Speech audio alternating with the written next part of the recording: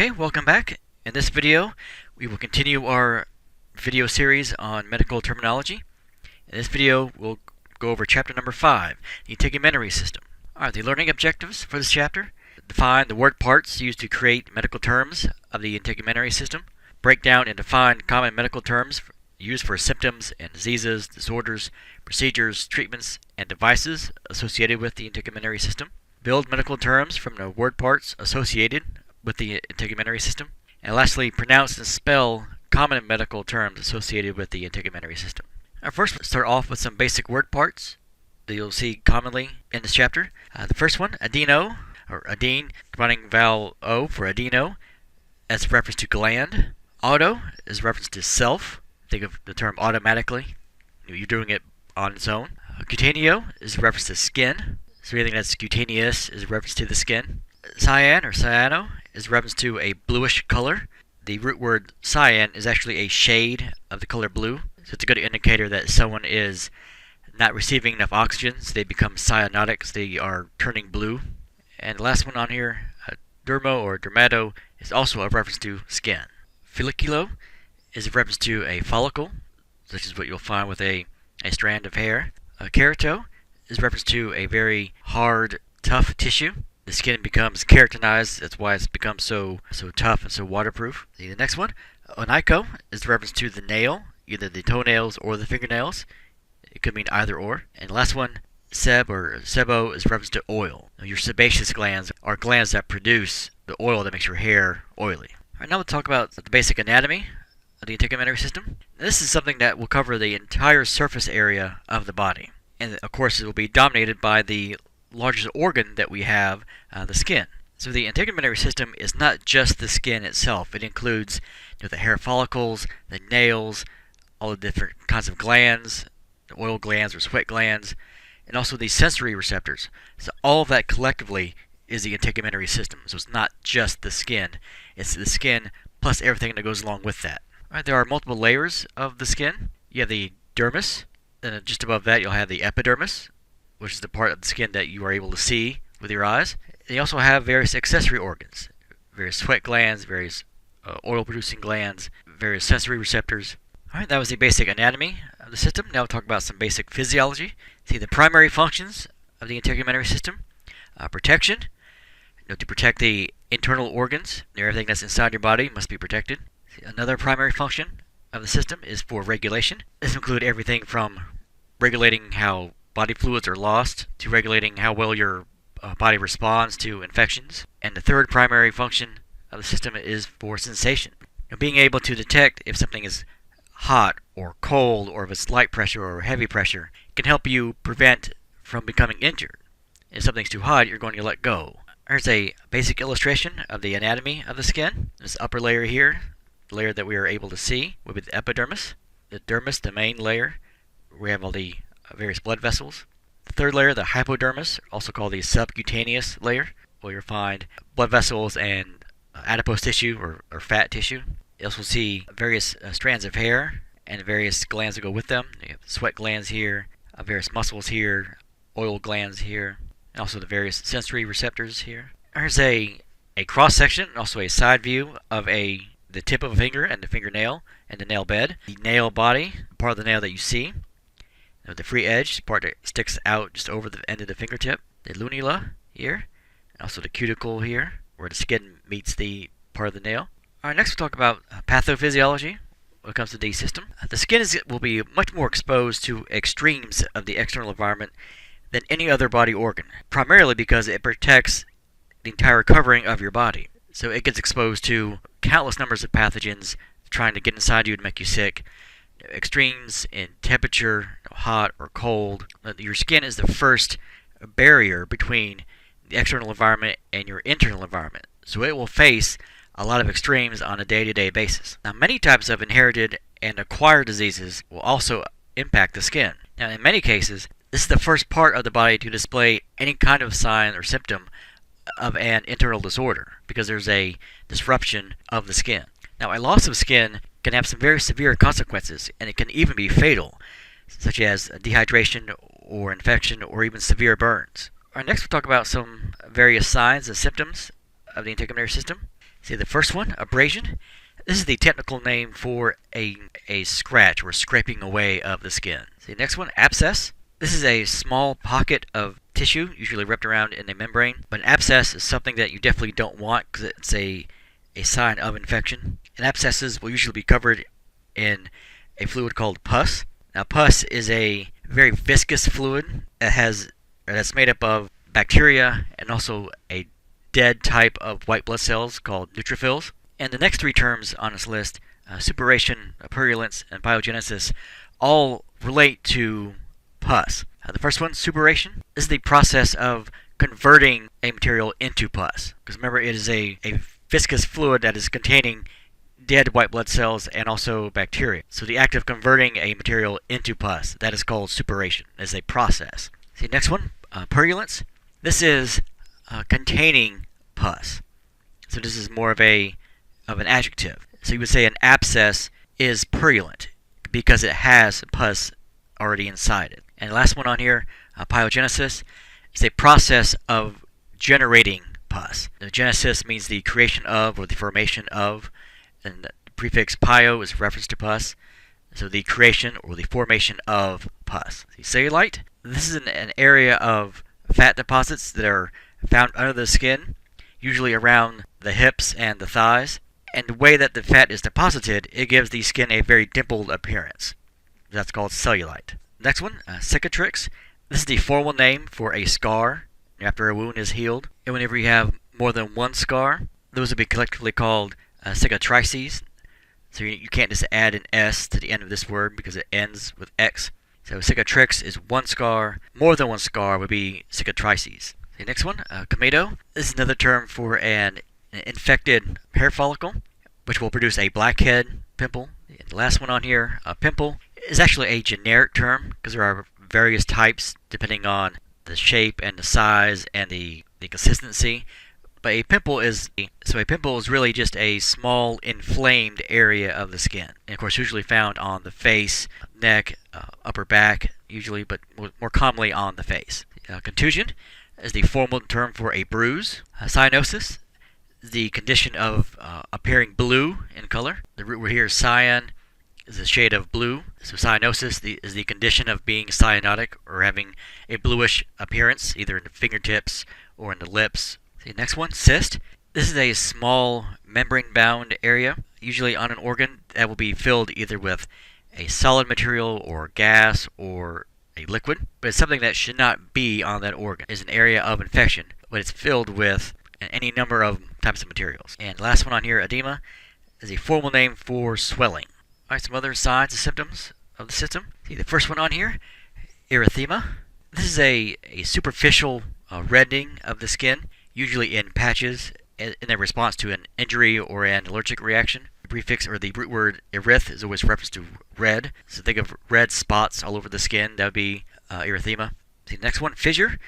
This is a slit-like gash that goes through the epidermis and also the dermis. So when your skin is cracking, it's because of a fissure. Yeah, the next one, furuncle.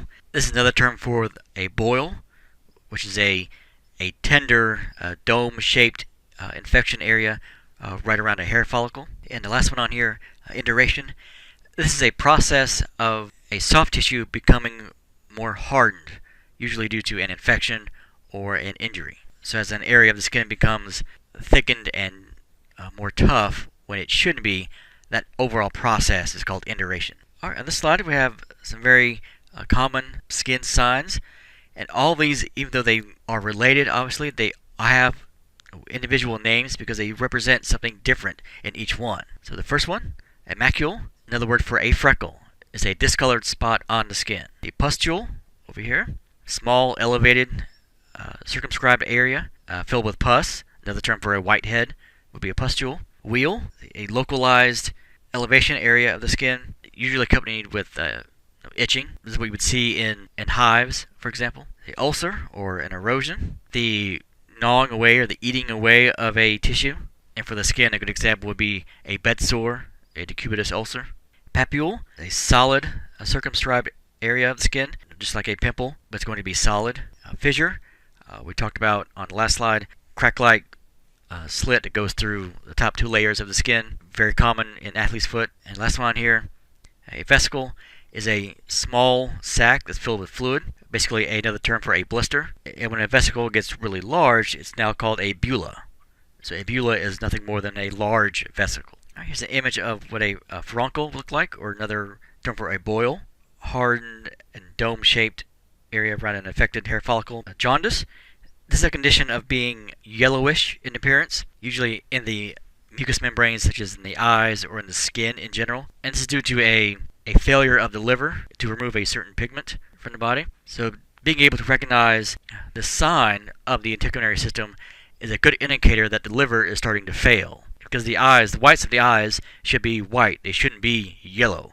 Your skin shouldn't look yellowish in color. It should be a normal skin tone. So any changes in the skin's appearance or the skin's coloration is an indicator that something else is going on. The next one on here, a keloid. This is a large elevated area of the skin. Usually after an injury, when the skin will heal, there's an overproduction of skin cells, of collagen fibers. So those fibers form a raised area just beyond the scar tissue itself. Laceration, another term for a cut.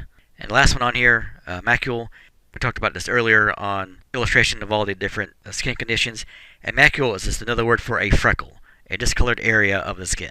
Right, here's an example of what keloids would look like. Numerous elevated scars, all because of the excess production of collagen after those injuries have healed. See the next one, nevus. The nevus is another term for a birthmark. So a birthmark or a mole that is a congenital issue. That's something that you are just born with. Pallor is a very unhealthy, pale appearance to the skin. So when someone becomes ashen, they become very, very pale. So the formal name of that would be pallor. The papule, we talked about this earlier, is another word for a pimple, a solid, elevated, and circumscribed area of the skin. See the next one, petechiae is how that word is pronounced. These are very, very small pinpoint bleeds underneath the skin. You officially have broken blood vessels, but because they are so tiny, they look like little pin drops of blood in an area. And the last one on here, pruritus, is a condition of having a very itchy skin. Here's an example of a nevus, which is a birthmark or a mole. Purpura, this is very related to petechiae. These are indicated by bleeding underneath the skin. But with petechiae, those are very, very small, almost pinpoint size, and those tend to be more reddish in color. Purpura are going to be a little bit larger and will usually appear purple in color. But they both reference the same overall condition, where there's bleeding underneath the skin. Pustule, one we discussed earlier already, is another word for a whitehead, a circumscribed raised area that's filled with pus. See the last one on here, ulcer. This is an open sore that has not healed. This could be either internal or external. You can have an ulcer on the inner lining of your stomach, for example, a peptic ulcer, or in the intestines. And one that's listed here as a reference to the integumentary system is the decubitus ulcer. That's another word for a bed sore. It's usually found on various pressure points of someone who is bedridden or someone who is comatose. Even if someone is in a coma, they still need to be rotated every few hours, because otherwise blood will pool at certain pressure points, like on the hips or in the knees, for example.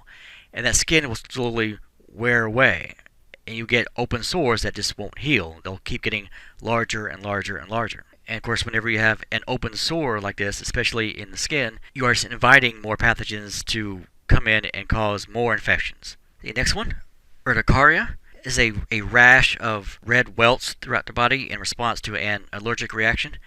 It's basically another term for hives, where you have a collection of wheals that are elevated and in response to some type of allergy. Verruca is another word for a plantar wart, which is a very painful wart found on the sole part of your foot. Vesicle and wheal, two we've already talked about in this video already. A vesicle is another term for a blister, a small fluid-filled area. And when they get really big, they're then called a bulla. But it's just another term for a blister. Wheal, raised, elevated area that's usually accompanied with itching, usually extreme itching, such as what you'll find with hives or urticaria. And here's how hives or urticaria would look. And these raised areas here, here, all these raised bumps that are causing the itching, each one of those would be a wheal. So that's one wheal, there's one, and so on. Alright, now we'll talk about some diseases and disorders and the various word parts. First, some prefixes. The first one, EC, or ek, this would mean outside. And the second one on here, par, would mean something not normal or something that's abnormal. Alright, now we'll talk about some combining forms. Actin, or actino, is reference to light. Adeno is reference to a gland. Albin, or albino, is reference to white, such as someone who is albino is someone who lacks any pigment within their skin. Carcin, or carcino, is reference to cancer. So a carcinogen is something that causes cancer. And the last one on here, cellulo, is a reference to connective tissue within the body. Okay, some other combining forms. The first one, chymo. Chymo is reference to pour, or to pour a liquid. Crypto means hidden. Dermo, or dermato, is a reference to the skin. Folliculo is a reference to a follicle, like a hair follicle. Hydro is a reference to sweat or sweating. And kerato is a reference to keratin, which is a very hard, tough substance. Leuco is a reference to white.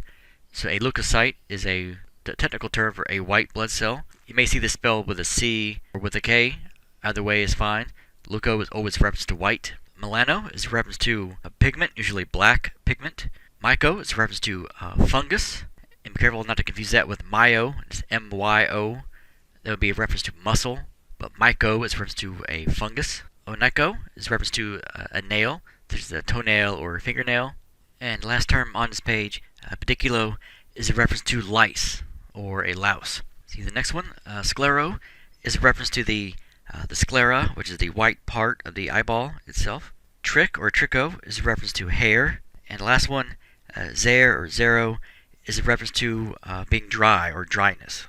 Alright, now I'll talk about some disease and disorders word parts, talking about some general suffixes. The first one, the ending the letter A.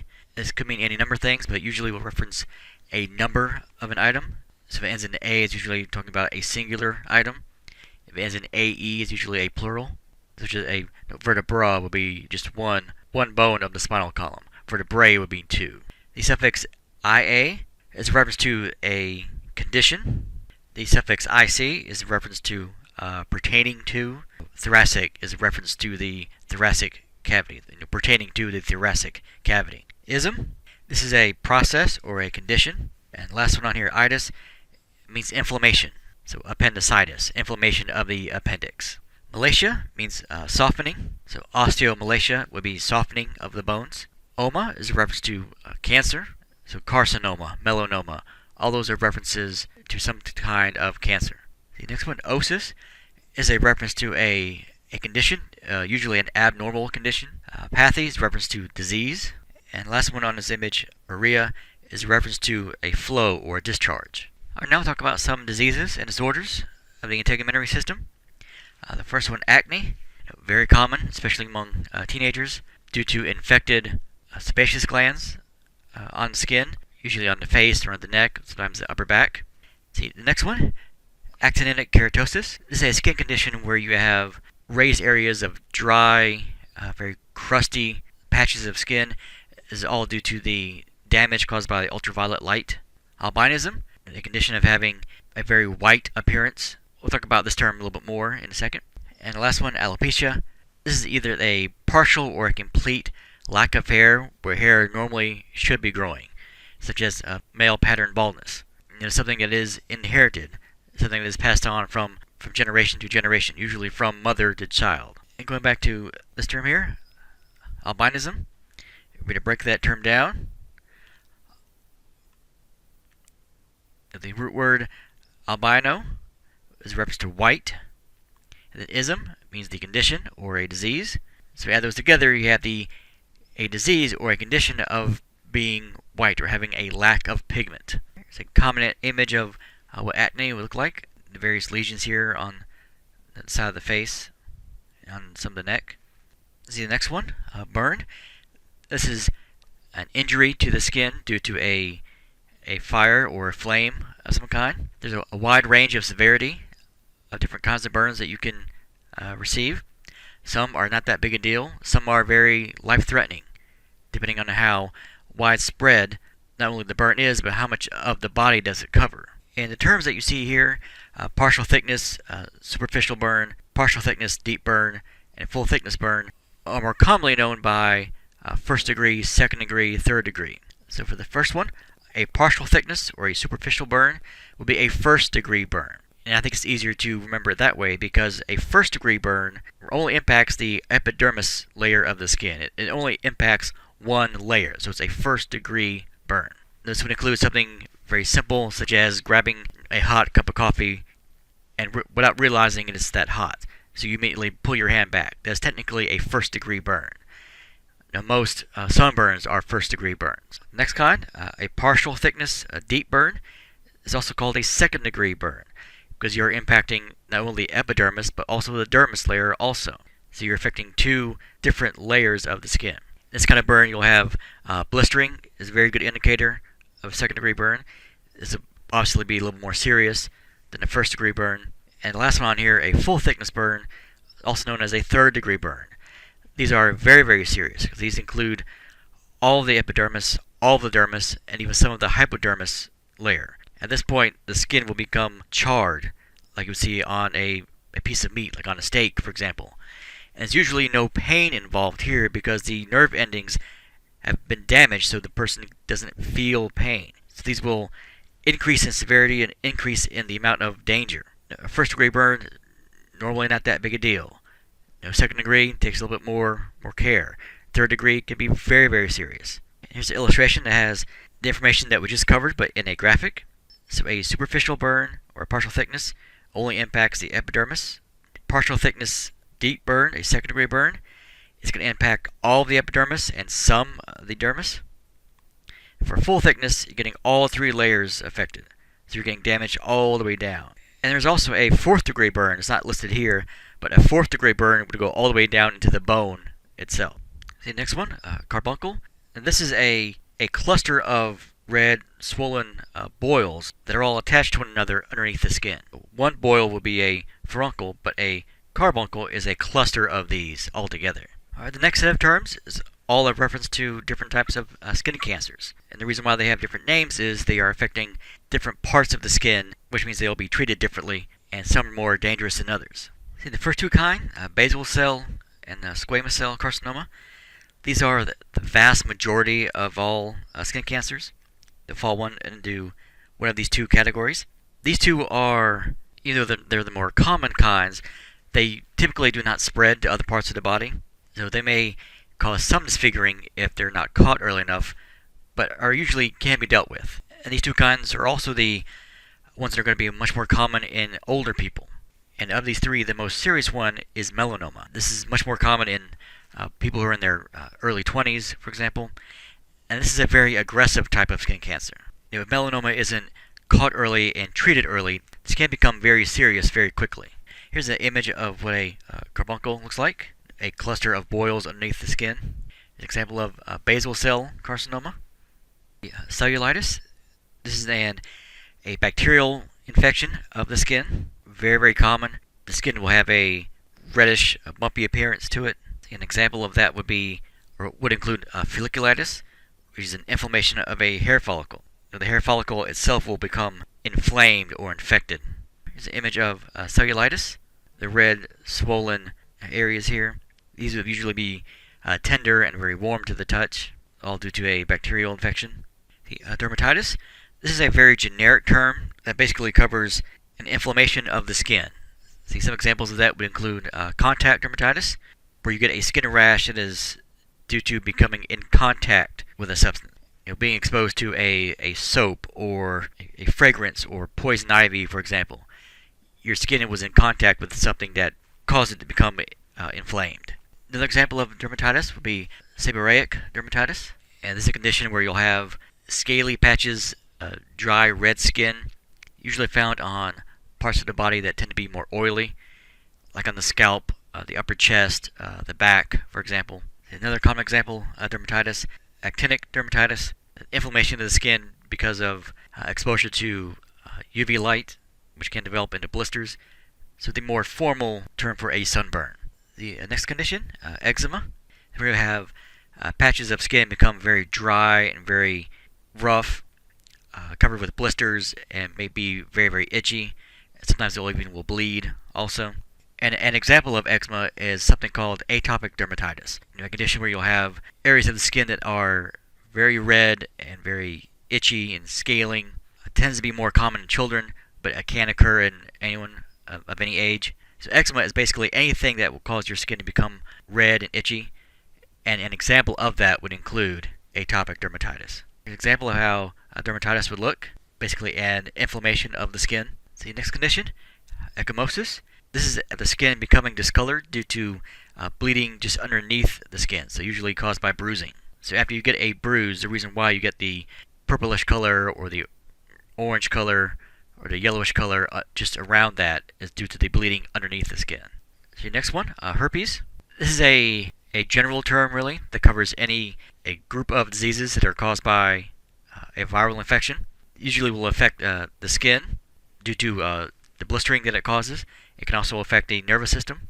And there are more than one type of herpes, not only on what causes them, but by where they're found. Type 1 is also known as oral herpes. It's where you'll find blisters and cold sores around the mouth. Then herpes simplex number 2 is genital herpes. It's where you'll find the sores around the genital. Here's an example of type 1 herpes with the lesions, the blisters right around the mouth. Here.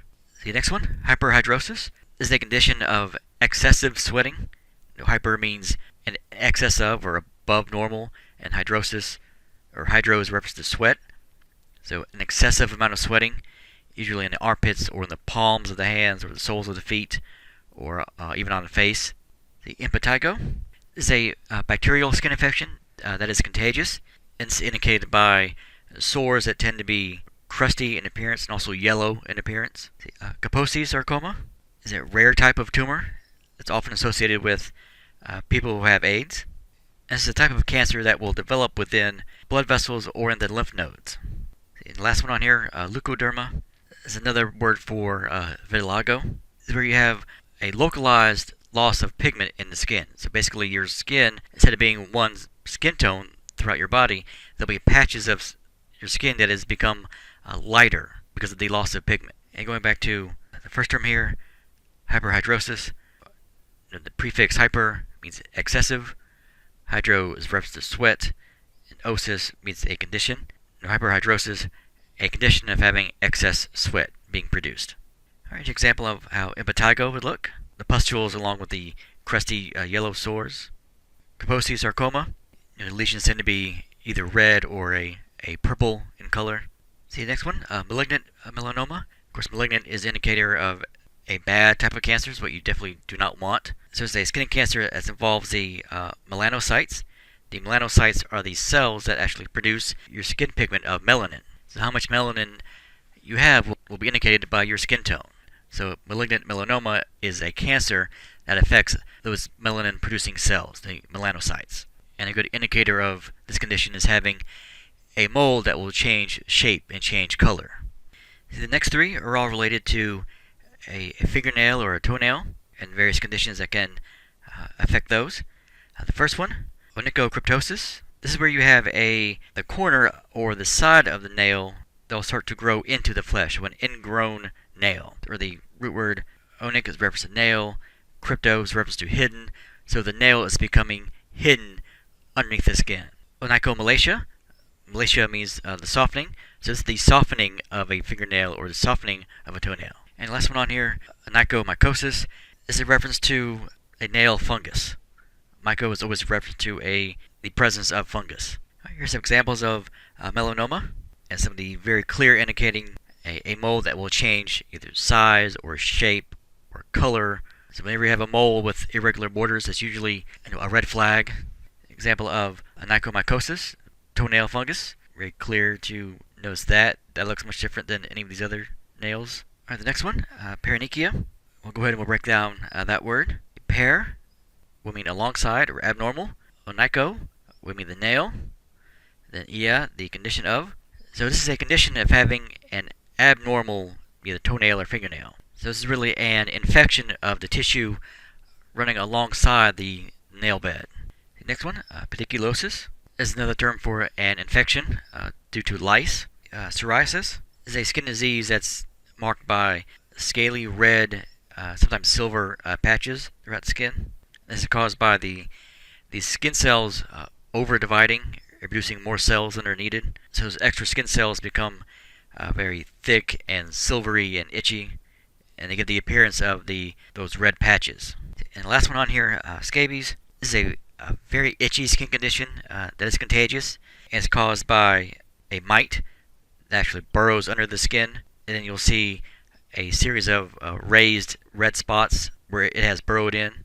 Here's an example of psoriasis, area of red patchy skin. You see some silvery flakes in there also. Scabies, and a series of the dark red bumps here, will be incredibly itchy and very contagious to anyone who's in close contact with this person. See, scleroderma is actually a group of rare conditions that cause the connective tissue of the body to become very tough and very hardened. And depending on which individual condition you have, it may only impact the skin or it may impact other types of connective tissue, like the bone or like the blood or like the fat. See, next one, SLE, systemic lupus erythematosus. Now, this is an autoimmune disease where your immune system will attack your own body. This could impact anything from the kidneys to the brain to joints, other organs. But this is a chronic inflammatory disease. And one indicator of this condition would be to have a butterfly rash on the face, where you have an area that looks very similar to a butterfly if you were to land, say, on the bridge of your nose, where the outline of the wings would be just above the eyes, over the eyebrows, around the eyes, on the cheeks, and then coming back under the bridge of the nose. So think of a butterfly landing right in the middle of your nose. That's where a rash would appear. That's an indicator of having SLE. But again, this is a group of diseases, so that's not the only indicator. That is one indicator that is possible. See, the next four all fall under the umbrella of a fungal infection. It just depends on what part of the body. So anything that involves the word tinea is a reference to a fungal infection. Now the first one, ringworm, something that's commonly confused. There is no worm involved at all. That's just the name of the condition. It is a fungal infection, and a good indicator of ringworm is the skin appearing in small circular patches, almost like a bullseye or a target logo. See, next one, tinea capitis, is ringworm of the scalp.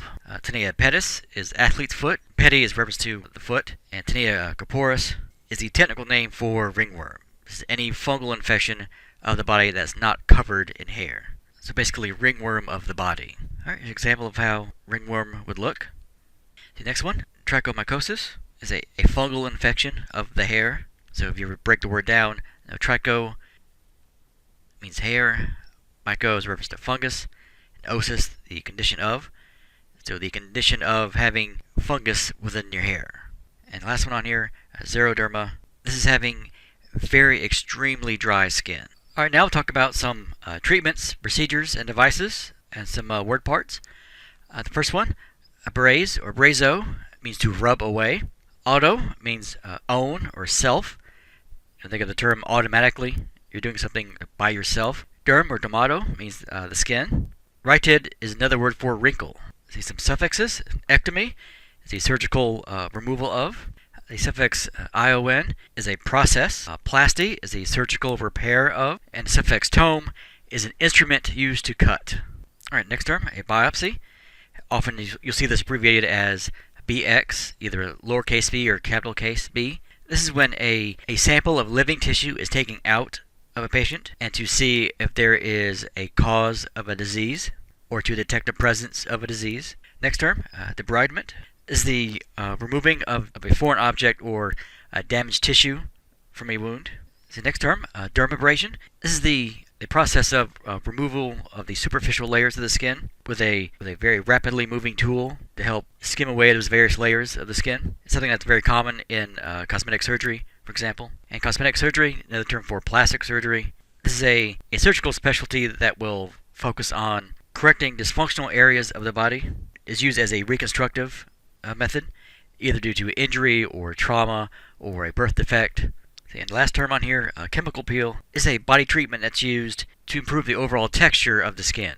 Basically using chemicals to cause the dead skin to slough off. Okay? In this image we have an example of a debridement Really, it's another term for cleaning of a wound. A wound can't heal properly if there's damaged tissue or if there's debris within the wound.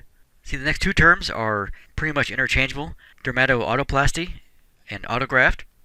Dermatoautoplasty is not that commonly used of a term anymore, but it's using your own skin to repair or replace some damaged skin. Dermato is reference to the skin, auto is your own or self, and plasty is the surgical repair of. So using your own healthy skin to replace an area of damaged skin. And this is more commonly called an autograft, because it's basically a skin graft from you, your own skin. The next term, dermatoheteroplasty. Again, dermo means skin, hetero means different, plasty means the surgical repair of. This is receiving a skin graft from a different species, compared to an allograft. An allograft is a sample of tissue that's taken from the same species, but from a different individual. So if you were to donate some of your skin to a child or a sibling or a total stranger, it's a different person, but still the same species. It's still another human being. So different species, dermatoheteroplasty. If it's from the same species but a different person, that'd be an allograft. If it's from you, if it's your own tissue replacing some of your own damaged tissue, that's an autograft. The next term, dermatome. There's more than one definition for this term, but regarding the integumentary system, and for what we're talking about, a dermatome is an instrument that's used to cut the skin to prepare a skin graft. And last term, dermatoplasty, is the surgical repair of the skin, and it's done so by using skin grafts, for example. All right, next term, emollient, is another term for being able to soften or to smooth the skin. The moisturizers or shampoos are often described as being emollient because they will soften skin or soothe the skin. The antibiotics, treatments used to eliminate bacterial infections. The retinoids, these are a class of compounds that have very similar actions to that of vitamin A, and what they primarily focus on is the growth of epithelial cells. And you'll see this come up especially with skincare products like retinols. These are antioxidants that help the skin grow and appear healthier. So you'll see a lot of these in moisturizers or anti-aging products. And the last one, ultraviolet light therapy.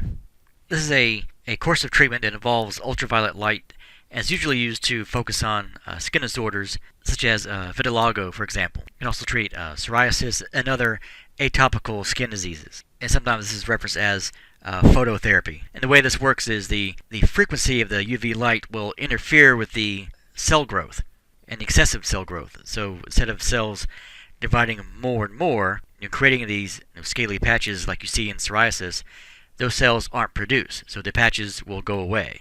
Alright, the next three terms on here are all a type of cosmetic surgery or plastic surgery. Procedures that are done to either repair or correct a dysfunctional part of the body, or a part that the patient deems to be dysfunctional. The first one, rhytidectomy, is the surgical removal of wrinkles. So another term for a facelift, which is very closely related to the second term, rhytidoplasty, which is the surgical repair of wrinkles. Now these two terms are synonyms for one another. You are essentially removing wrinkles in both cases.